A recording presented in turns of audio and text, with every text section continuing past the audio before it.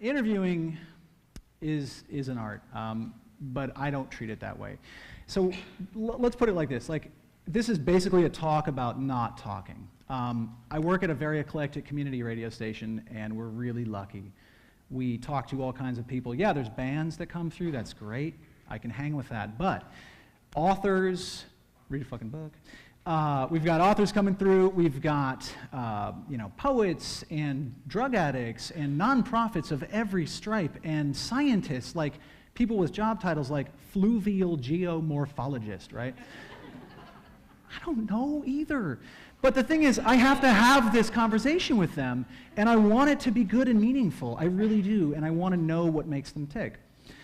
The problem is I'm not an expert in fluvial geomorphology, and the truth is in this life you get to be an expert in like one, maybe two things, max, okay? So how do you get through this? What I want to talk to you today about is how to fake your way through an interview and hopefully have a great conversation on the other side of it, okay? Now, I did get some on-the-job training. It was very sparse, and the woman who was training me, she's sort of walking me through the building. I was going to be on the air in a week, and she's like, here's how you do this, here's how you do this. Oh, and you're going to be interviewing people. And I'm like, oh, okay. I get a pen out, right? She's like, here's how you do that. You just shut up.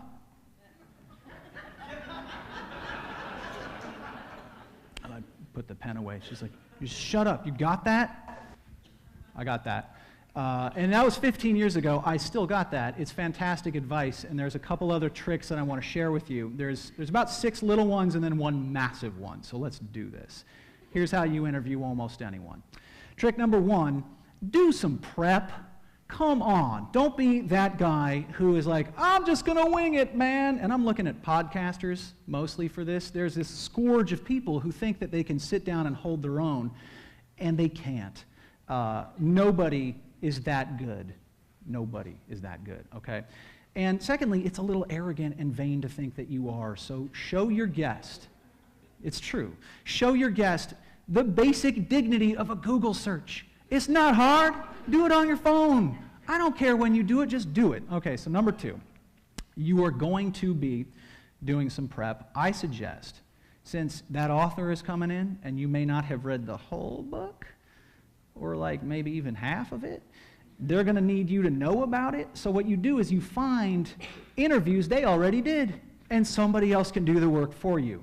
Now, I'm not saying steal their questions, because that's wrong, but I am saying you can use the answers that they gave earlier as your jumping off point. Okay, we call this the Terry Gross move. You guys know who Terry Gross is? Okay, she's fantastic. And she said this was a stealable move. I was in the room. She said you can have it, okay? So what that looks like when you're basically following up on somebody else's question. So if that person is on NPR, and that person says, well, my workflow goes like this. I wake up at 7:05, then I do hot yoga, then I'm in the office by 9. You can use that answer and you can pick it apart, and you can say, 7:05? It's like, a normal person sets an alarm for 7:05. It's 7 o'clock, 7:30. Why that? And then they will tell you, well, I did the math. This is how long it takes me to get to the bathroom, and then the shower takes this long, and then you're off to the races, okay? So 7:05, that's the Terry Gross move. Follow up. All right. Now, if you're going to be finding interviews with people, this is my personal favorite, and I hope that you remember this and steal it. You can have it. It goes like this. Find verbal interviews. When you read in Rolling Stone or some blog an interview, the odds are very high that that interview was done over email. So they're thinking their answers out. It's all calculated. It's tactical. You don't want that. You want the verbal things, where you get the social cues and the intangibles that they're going to bring to you, like a normal human in a normal human conversation, where you know if they're nervous and you can help them. If you know that they're going to be nervous, you can see it and you can predict it, okay? So another thing they'll telegraph to you in these other interviews that you're listening to, do they speak too fast? Are they walled off? Do they have a stutter, a lisp? Like, you want to know all this going in. So find verbal interviews. Now the sidebar to that, this is a great thing. As an interviewer, you really, really want to hear these words. How did you even know that? That's what you want to hear. And if you can find these sort of small-time interviews, these verbal interviews that they've done, right? If you're going on NBC in the morning, you are going to stay up all night practicing. But if you were going on a high school radio station in Tuscaloosa, Alabama, you were going to phone it in from your car on your way to pick up your kids, right? You're going to forget everything you said on that interview. So those are the ones you want to find, the little tiny ones where the stakes are very low and they're very casual. Because all these tips that I'm trying to give you set a stage for a person to be casual, comfortable, and human. So find the little ones, because when you bring up the thing that they forgot they told the high school DJ in Tuscaloosa, Alabama, they will tell you, how did you even know that? And then they loosen up even more because things are going good. First 3 tips, that's all beforehand. Second 3 tips are going to be during the interview. Number 1, I hate to even say it, but icebreakers, they totally work. Your summer camp counselor was right, okay? And the trick that you want to do is when you are breaking the ice with somebody you don't know, especially when they're way out of your league, is make it relevant, camouflage it. So if you're talking to a fluvial geomorphologist, and I have, she was awesome, it's great.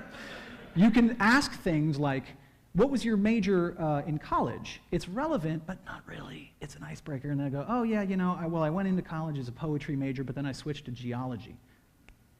What? Like, how do you connect that? And you ask her that, and she will connect poetry to geology, and it's beautiful, okay? So don't fear the icebreaker. It'll work for you. Last 2 little things before we get to the big one. Number 1 is listen, which is harder and harder and harder. Everything in this world is trying to shorten your attention span, and everything is winning at that. Everything is winning.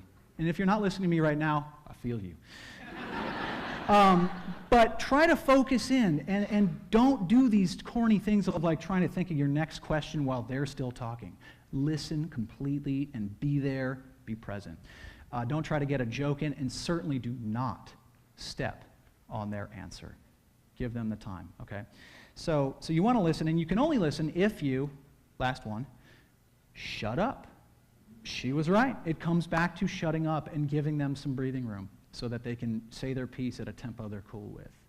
And there's a fun sidebar to the shut up thing, which is this. Dead air chicken. Does that make sense just right off the bat? No? Okay, so dead air chicken works like this.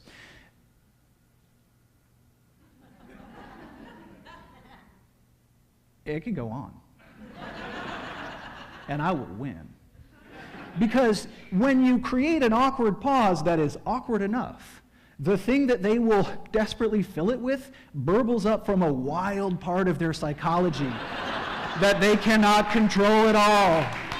And this is where you get your unpredictable stuff. So dead air chicken, do proceed with caution though. All right. So now these things will get you through an interview. They will get you through to the other side, and you will kind of appear competent, because you kind of are at this point, but it won't give you the conversation that you want to have, the one that people will email you later about and say, man, I didn't think fluvial, what is it? I didn't know that was my thing. So they will email you this if you can set the table for your guest to be comfortable. You know when you're at a party, and you are explaining your job to somebody else, or your passion to somebody else, and they're just leaning in, and they're like, bring it, I want to know everything you can tell me. That is the real trick. Bored people are boring. Interested people are interesting. So what I'm trying to tell you is be interested in everything possible, right? Everything at all. Curiosity is a muscle. And I'm not the most curious person by any stretch, but I have found that the ROI on curiosity, man, that pays for itself. Because if you can put yourself in uncomfortable positions, if you can, like for me it looks like, sort of cultivating curiosity. I try to diversify my media. I try to listen to genres of music I don't like. Free jazz. What the hell, free jazz? I want to know what people see in free jazz. I don't get it, but I listen to it sometimes, and it's sort of rewarding. But it gives me practice at being uncomfortable with things I don't know about. So I guess what I'm trying to say here is that if you can be interested in everything as much as possible, it makes your life better. Not just when you're at work having to interview fluvial geomorphologists, right? Because you will find that you can hang with most conversations because you are bought in, you are genuinely interested in what you are being told, you are learning. And there's an Emerson quote. He says, "Every man I meet is my superior in some way." And in that, I learn from him. And that is, in my experience, completely true. I think about it a lot. And I have talked to Oscar winners. I have talked to hobos who live in a bush. And, like, they're equally interesting to me. Their narrative matters. And if I can sort of set the table for them to tell me how they are the good guy in their own movie, that's all I want. And that's all they want. And time after time, if you can get to that point in your discussions, in your interviews, you will find that you walk away a better person. So, to conclude, do the tips, do some prep, seriously, do that. Use the icebreaker, find the verbal interviews, do all that stuff. But if you can make curiosity your hobby, if you can become an expert in curiosity, if that's your one area of expertise, you will find that every single person is worth listening to, and you're going to walk away better. And don't forget to shut up.